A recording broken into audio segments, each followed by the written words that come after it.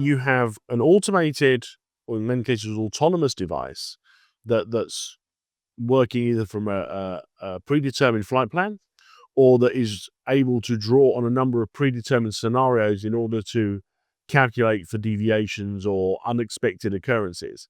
But it's still sharing that airspace with the most unpredictable force in the universe, humans. And as we know from the driverless car trials, the thing that's usually tripped most of those up is the unpredictability of these squidgy organic bits, which usually still catch out the technology. So, I mean, trying to police it, you can't police that with 3 people in a tower. You've got to take a smarter technology solution, surely. Sure.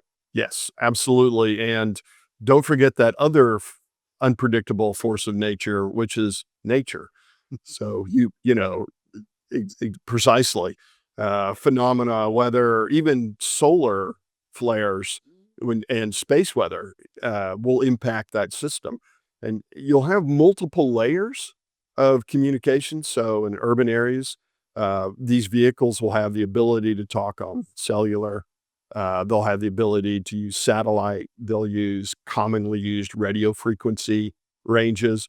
From our perspective, each one of those is a link that has to be protected.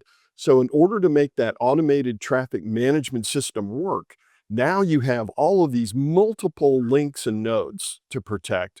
You have the traffic management system itself that has to be protected, and all of the other ground components that are involved with this. So as you can see, in order to increase the safety, you're increasing the problem set for your cybersecurity piece.